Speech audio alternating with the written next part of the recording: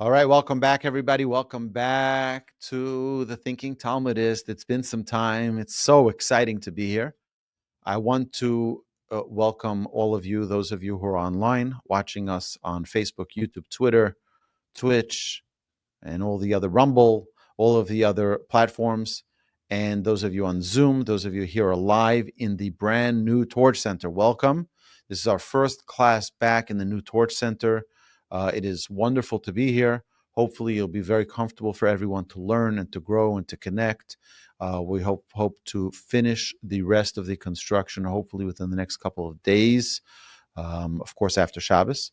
Just a quick reminder that on Monday night, we have a guest speaker, Ken Spiro, who is a world-renowned author, lecturer, and historian. Great presentation. He's going to be talking about basically why the Jews, and the whole history of our existence as being always at the center of the world's attention, at the edge of the world that we're at right now is just so chaotic and so crazy. And he's going to talk more about that. So I welcome all of you to the New Torch Center, and I look forward to seeing everyone Monday evening, 7:30, right here in this plaza at the first space. It's the new event space, and it's going to be hopefully a great presentation. I look forward to seeing everyone.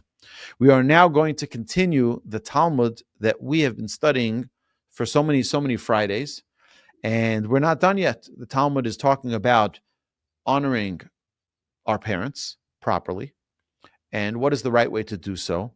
Also, we talked about what is the appropriate responsibility of a parent to their child.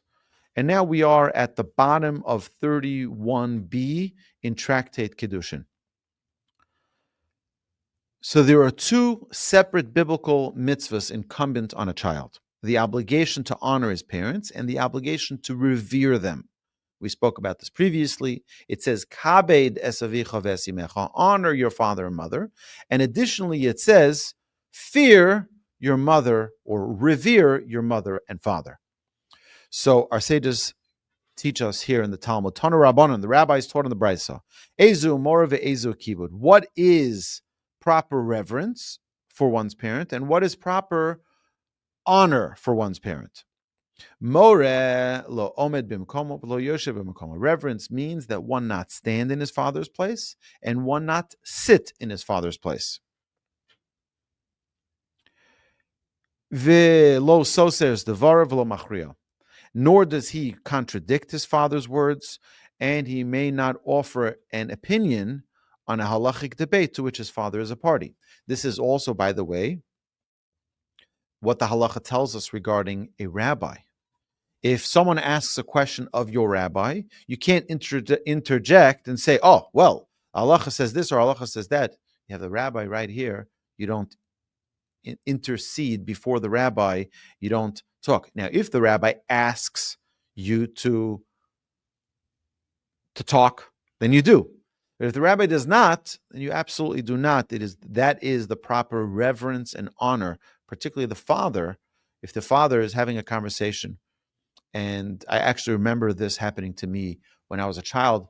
My father was having a conversation with one of his friends, and I, as a little chutzpah kid, opened my mouth giving my opinion. My father later corrected me, and he explained that this is what the Torah says you're not allowed to do. When it talks about revering your father, you're not supposed to interject while he is giving his opinion.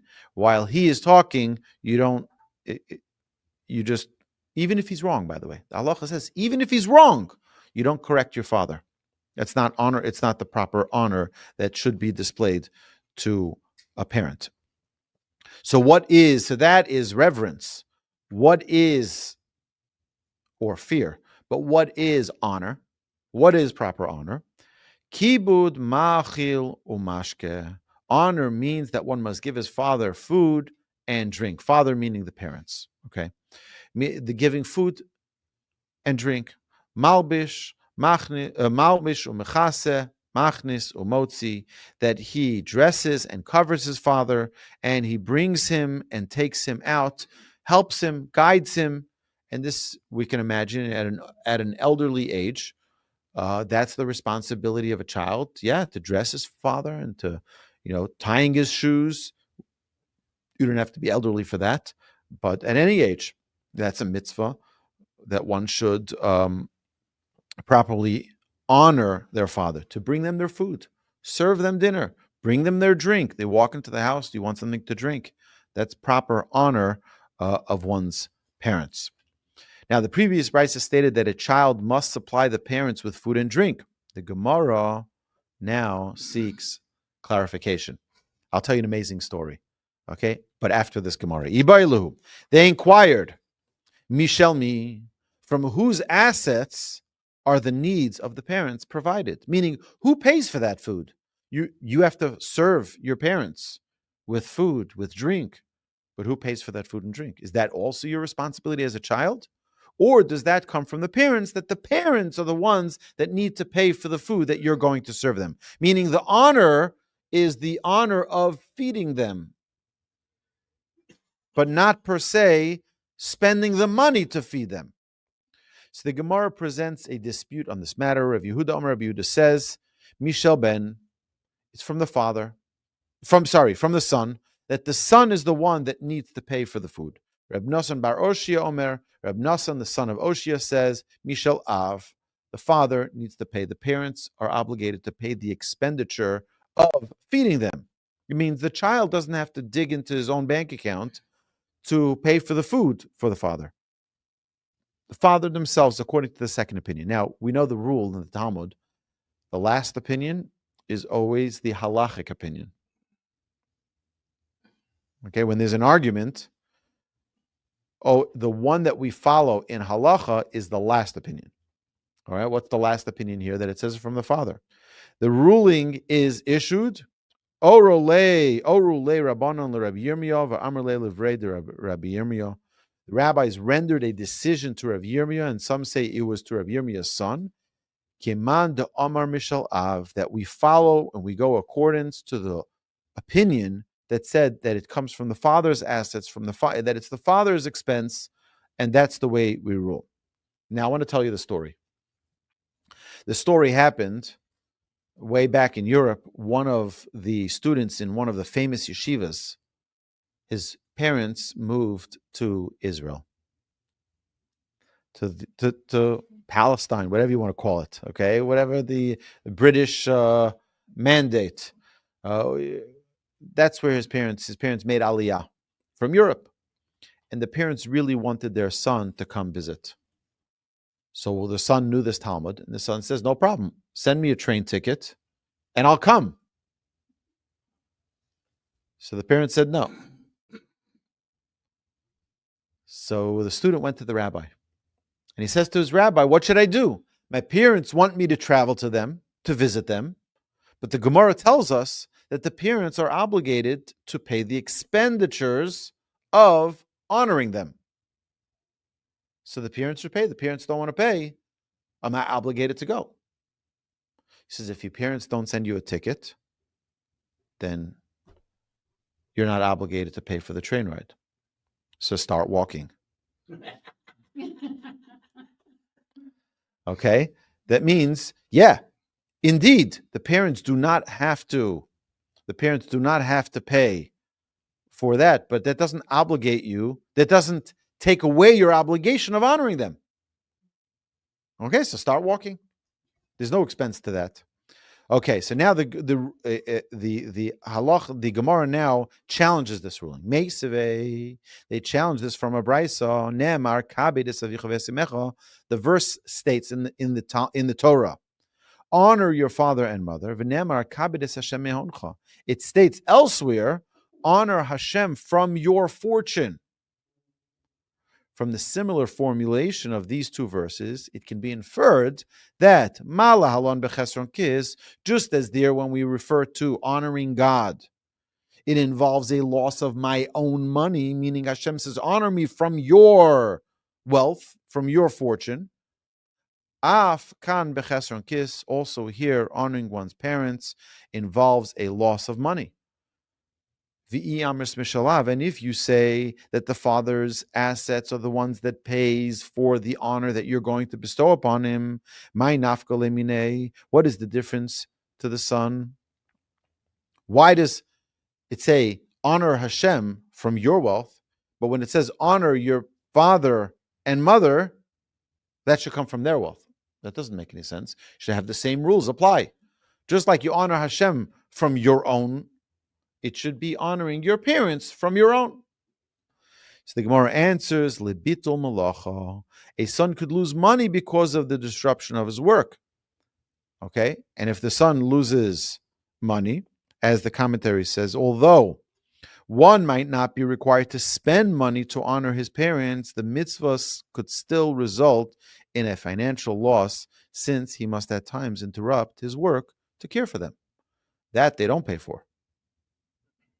Right? So although the food that you will feed them, the shelter that you will provide for them, that they need to pay for, but the expenditure of the wage losses, loss of work, because now you're not at your job, you're taking care of your parents, that it comes out of your own. The Gemara offers a proof. Tashma, come learn the answer from a different brisa. Beis achim, two brothers, shnei shutvim, or two partners. Ha'av ubno, a father and a son. Harav talmido, or a teacher and his disciple. Podin zelazeh maaser sheni. They may all redeem maaser sheni, produce for each other. Okay, and this, as we know, produce grown in the land of Israel must be tithed during the first, second, fourth, and fifth years of every 7-year Shemitah cycle. One must separate Maaser Sheni from his crops, which is the second tithe. The Maaser Sheni produce must either be eaten in Jerusalem or redeemed with money that is taken there to Jerusalem and purchased over there for food. If it is redeemed by the owner himself, he must add a 25% surcharge to the price of the produce. If another person redeems it, he does not add any surcharge, meaning you save money if someone else does it for you. The Brisa teaches that even if the redeemer is closely related to the owner of the produce, he does not have to add a surcharge. For example, we do not say that since a son loves his father and normally supplies his food, redeeming his father's produce would be tantamount to redeeming produce of his own and would require a surcharge. No, if you do it for someone else, only if you do it for yourself, you have to add the surcharge. But if you do it for someone else, you're not obligated. So now the Talmud says, and they may feed each other Maaser ani, the different tithe, the tithe of the poor, which is on the 3rd and 6th year Shemitah cycle. V'i amris mishel ben, and if you say that the father supported from the son's assets, then how may the son give the Maaser ani to his father? This son will be found to be paying his personal debt out of the funds that should be going to the poor, because he's giving it to his father. So it's like you're getting rid of your obligation to tithe to give it to your father. That doesn't, right? So the Gemara refutes this proof. Lo tzricha la'adafa. No, the Brisa is needed to teach that the father's excess needs, one may use Maaser ani. Okay, so if the father needs more, that you may use Maaser ani, but the ordinary amount, that cannot come from it. If so, that the Brisa is referring to the father's extra requirements, Hainu de Katani Allah, the following statement, which was taught to elaborate on the Brisa, is difficult. Amar Rav Yehuda said, Tovo me'era lemi shemachil es aviv Maaser Sheni. Rav Yehuda said that a curse should befall one who feeds his father Maaser ani. If you feed your father the tithe of the poor, a curse should befall such a person. V'i laha'adafa my nafkamina. But if the brisa refers to excess needs, what difference is there if he gives it to his father when he qualifies for it? The Gemara replies, "Afilu hachi zila beimilsa." Nevertheless, it is a disgraceful thing to use maser, which is the tithe, for the needs of one's own father. Use it from your own personal. You don't give your charity money to your father. You give your own personal money to your father. It's disgraceful. So the Gemara makes another attempt to prove whose assets are used to provide the father's needs. Tashma, come and let's learn from Rabbi. So Shalus Rabbi Lezer. They asked Rabbi Lezer, Ad heichan kibud avaim. To what extent is one obligated to honor his father and mother? Amar lahen kidei litol arnaki v'zirkenu layam befanav ve'inu machlimo. To the point that if the father takes a wallet and throws it into the sea in his son's presence, the son will not embarrass his father. But if you say that only the father's assets need to be used to provide his needs, my nafkamina, here it's the son's wallet that the father just threw into the ocean, and the son is not allowed to embarrass his father. So we see that it is coming from the son's assets. Right? We understand? So in that case, okay, so the Gemara now refutes the proof. The Roi Liyosho, the Brisa refers to the potential heir who is adversely affected by any loss incurred by his father. So the Gemara records such an observance of honoring the father. V'chiha de Rabba bar Rav Huna. There was a similar story that occurred to Rabba bar Rav Huna, Rabba, the son of Rav Huna. The Rav Huna kara shira be'anpei Rabba b'rei. Rav Huna once tore expensive silks in the presence of Rabba, his son. Amar ezul eichse irasach ilarasach, saying to himself, let me see if my son gets angry that I'm destroying these expensive silks or not. The Gemara questions Rav Huna's conduct. We know the Torah tells us, a biblical commandment, a prohibition. You're not allowed to put a stumbling block in front of a blind person. If you're going to make your son get angry, then you're putting a stumbling block in front of a blind person. So how can you do that? How can you put this stumbling block in front of your son?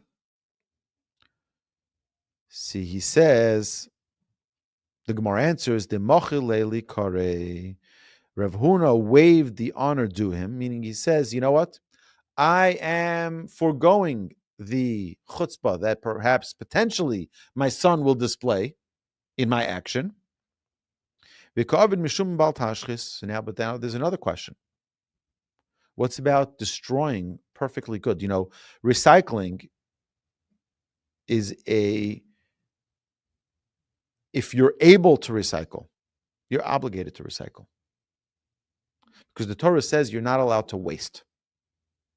Waste is very disliked by the Almighty. Any kind of waste.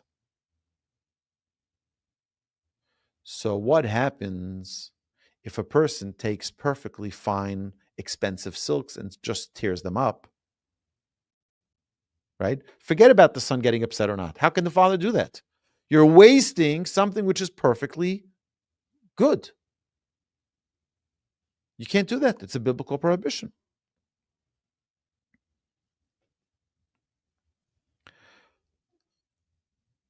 Oh, so now the Gemara says, the Ovid lay bipum biyone.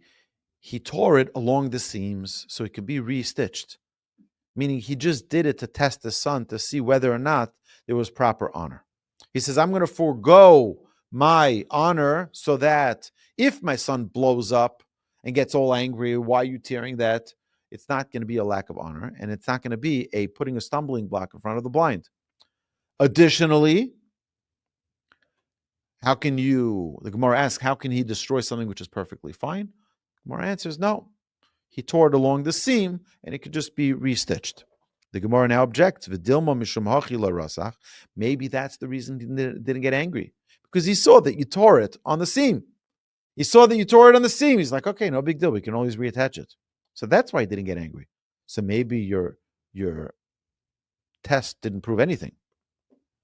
So the Gemara answers, the avad le b'shas rischei. He did it at a time that his son was angry already.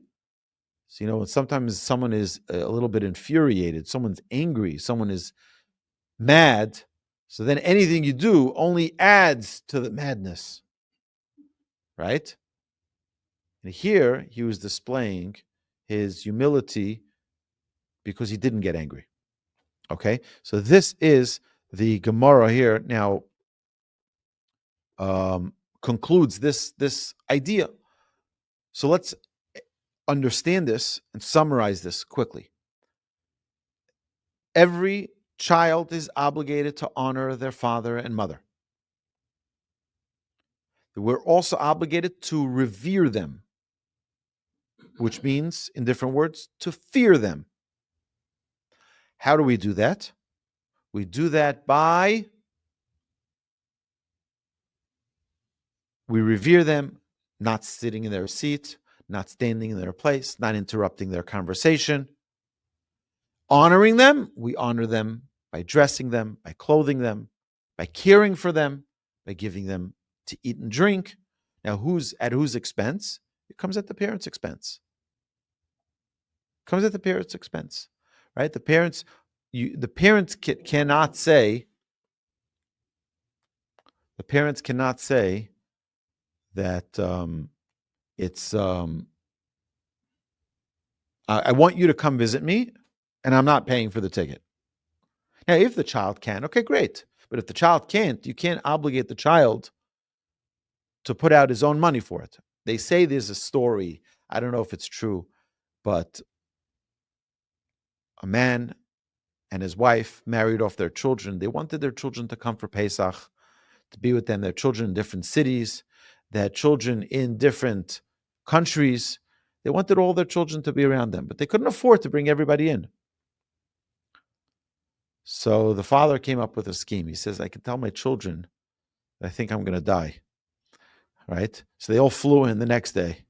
Right? And he says, okay, now you're all here. Good yantif. It's like, but that's not funny. We should be very, very careful to never, ever say such a thing. This is something we talked about previously, that a person should be very, very careful in the words that they use. Very, very, very careful. Don't give an opening to the Satan. Don't give an opening for the Satan to take your words and bend it the wrong way. I'll tell you, my father, I shared this story before. My father had someone who lived in his community when he grew up, who was a very, it was like one of those, he'd go leave the house at 6 o'clock in the morning. He'd be on the train at 6:10. Everything was calculated. He'd be at the office at a specific hour. He'd leave at a specific, very German-like, organized in his schedule. Not like me. Either way, so the one day he goes to the train and he comes back. I guess he had like a stomach virus. Goes and he comes back, his wife's like, what's going on? He says, it's okay. I wasn't feeling so well, but now this time I'm leaving. I'm not coming back. And indeed, he was in an accident and he died, never came back. You have to be very careful about the words we use. It's like sometimes when people leave on a trip, they're going and traveling someplace. Okay, this is the last time I'm going to see you. All right. What you mean to say is, before I leave on this trip, right? Be very careful to not give an opening to the Yetzer Hara. I was on a phone conversation yesterday with a company that I was just dealing with them on a certain rebate that they were supposed to send me. They never sent it. So I asked them I called up and I said, what's going on? He said, it was sorry. It was a glitch in our system. Everything is here. You sent in all the documentation. Everything is verified. I don't know why, but so I said, look, I have no problem, but I don't want to call another 20 times. She says, so the person says, no, this is the last phone call you'll get. I said, be very careful. From you, perhaps, okay? And I qualified what you were saying, right? I don't want this to be my last phone call ever. But I think it's very important for us to have a consciousness to the words we use, because they have power, they have tremendous, tremendous power. We see this also in the Torah. We see this in words of the prophets. Be very, very careful with your words. It's important to take them seriously because they have a very serious power.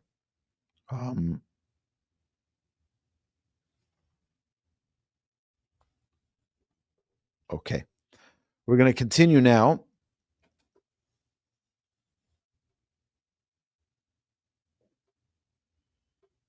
Okay, we're going to continue a little further in the Talmud on the bottom of 32a. The Talmud now gives another halachic ruling concerning the obligation of honoring one's parents.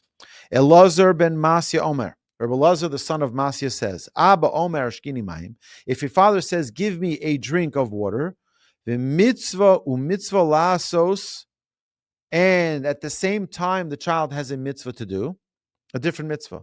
Meniach ani kvod Abba ve'oses mitzvah. I leave the mitzvah honoring the father and do the other mitzvah. Shani ve'Abba chayavim b'mitzvah, because me and the father are both obligated in the mitzvah. For example, someone the father says, give me a drink. You're about to get him a drink, and someone knocks on the door for charity. Now, the mitzvah of charity, everybody's obligated. Me and the father are obligated. So in that case, that mitzvah comes first. But the mitzvah of honoring your father, only I'm obligated in. Understand? So that's what the Gemara says. A dissenting view. Of course, you didn't think that the Talmud would get away with that so easily, right? Of course, why? Why do we have this conversation? Let's just go back to the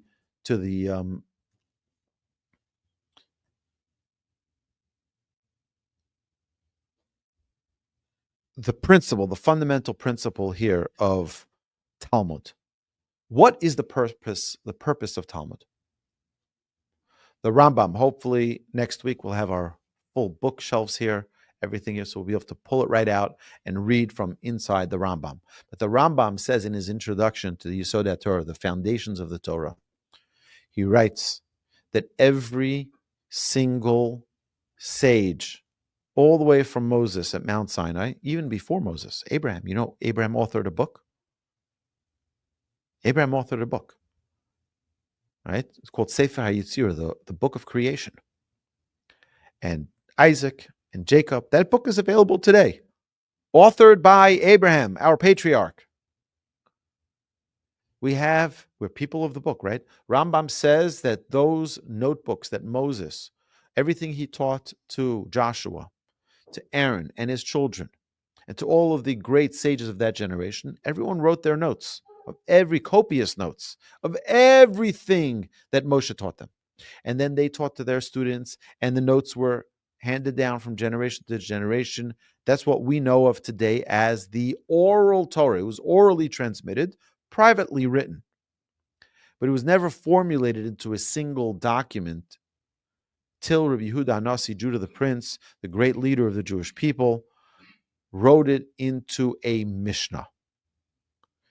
The Mishnah was formulated by a collection of all of those notebooks and then later expanded on in the Talmud. So we have to understand that there's a very, very human conversation that goes on in every piece of Talmud. Very human. It's very important for us to recognize that the Torah is not a black and white document. Right? We know it's written black letters on white parchment. But the laws of the Torah are very, very, very unique in that everything depends on circumstance. And we can have differing opinions. And the differing opinions, by the way, don't make you right and me wrong, or me right and you wrong. They can both be right. In fact, we see this in the Talmud. The Talmud in Tractate Kiddushin, maybe we can do this the next Talmud. But Tractate says, well, who's right? You say this and you say that. Who's right? You know what the Talmud says? Elu ve'elu divrei Elokim chaim. Both of them are the words of God. And we're like, what? What does that mean? What does it mean they're both the words of God? The fact that we follow and conduct our lives based on one opinion doesn't mean that the other is wrong. It's just we don't follow that opinion. Because everyone can have proof to their side. It still doesn't mean that they're right. Yes? One of my favorite, most frustrating statements or passages that appears frequently in the Talmud is after these discussions back and forth, it ends with, this shall remain unresolved. Right. So right. So very good question. Very good, Gary. That many times the Talmud says, Teku. We don't know the answer. We don't know. But it's a handful of times in the Talmud, but they're all inconsequential. That means they're all theoretical disagreements. When it comes to actually practicing, meaning one of the famous ones is what our children start studying Talmud on. The first page of Talmud that every single child starts learning Talmud is 21a in Tractate Bava Metzia. Bava Metzia is the tractate that talks about finding a lost object. You find something which is lost. Who do you return it to? The mitzvah in the Torah, right? That you shall return a lost object. So someone loses something, you have a mitzvah to return it to them. Give it back to them. So now, the Talmud says, the Mishnah says that if you found a certain quantity, let's say a pound in 8 feet. So let's say you found fruits and it's a pound of fruits spread over 8 feet. So that is something that's enough that the owner is not going to give up hope. He's going to say, listen, it's expensive fruit. I'm going to look for it and I'll find it. But if it's spread out in more than 8 feet, or if it's less than a pound, I'm just giving the, not exact. That's not the exact thing, but that's the idea of what the Talmud is saying. Kav ba'arba amos, right? So in that case, if it's spread out more, for example, imagine someone has a bunch of tools. Tools can be very expensive. But the back of his pickup truck opened up and all of his tools went all over the highway. Is that person going to come back and collect all the tools? He's going to cut his losses. He's going to say, you know what? I'm never going to get those tools. I'll just go buy new ones. Yeah, it's expensive, but I'll go buy new ones. So you go and you collect those pieces. You do not have to return that. But what happens if the tool bag fell out onto the side of the road? It's all still in the bag, very valuable. All the tools that are inside it didn't spread out all over the place. He's going to try to look for it. He's going to try to come back. Maybe I'll go around, take the exit, come back around, and pick it up. Okay, that's a different. So now, what the Talmud over there says is that what happens if it's not 1 pound in 8 feet? What's if it's a half a pound in 4 feet? Do we say that it's the area, or do we say it's the value of fruit in that area? And that's inconsequential, right? But it's giving. So why do the kids start learning this? The first Talmud they study is this. So the first thing is because they learn the sensitivity to other people's property. The Torah is so careful that if someone else loses something, they're missing it. You know how maddening it is? I was looking for a cable because of all the moving of the desks and everything. I was missing a cable. I was here for an hour looking for this cable today. Right? When you're missing something, you go crazy. Like, where's that thing? I can't teach the class without this cable. Maddening. When someone is missing something, when someone loses, you lose your keys. Like, where are my keys? Where are my keys? You're running all around the house trying to find your keys. You can't find your keys. Very important to understand the sensitivity to someone else. There's another thing, is that the Torah is teaching us a sensitivity that everything is valuable. Everything has value. It may not be valuable to you, but it's valuable to them. To return an object that someone else loses, right? It's a mitzvah in the Torah. But the Talmud is teaching them another thing. And that is teku. That's the way the Talmud ends at the end. We don't know. Why is that important for children to know that? Because we don't only do things because we know the meaning and the reasons behind it. If we only observe things that we understand, we might not observe anything. But what does the Torah tell us? The Torah tells us, you know what? There are 39 laws of Shabbat. 39 laws of Shabbat. Do you understand all of them? No, that doesn't mean you don't observe them. The Torah says, and by the way, big mistake, big, huge mistake of Fiddler on the Roof. What did he say? Why do we do this? I don't know, but it's a tradition, right? That's not why we do things. We don't do things because it's tradition. We do things because God commanded us in his beautiful Torah to do it. That is the correct answer. Now, if you want to have more meaning, more connection, more understanding, there are books and books and books explaining the meaning and the background to every single mitzvah, giving the secrets. That doesn't mean that we actually have a clarity to that specific mitzvah. Just a little insight, just a little touch for us to understand a little bit, perhaps, of what's going on.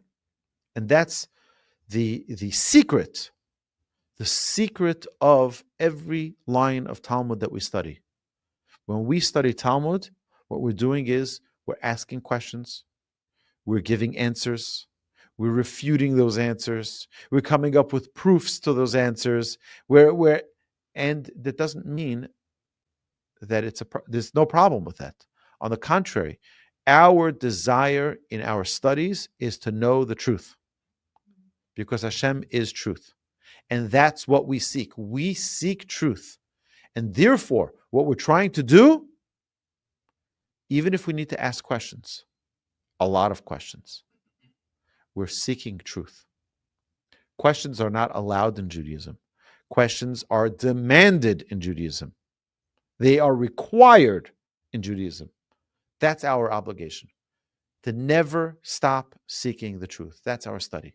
So my dear friends, God willing, next week we will continue with this Talmud, explaining to us more about our journey in honoring our parents properly. Welcome back to the Torch Center. I look forward to having all of our programs back up and running this week.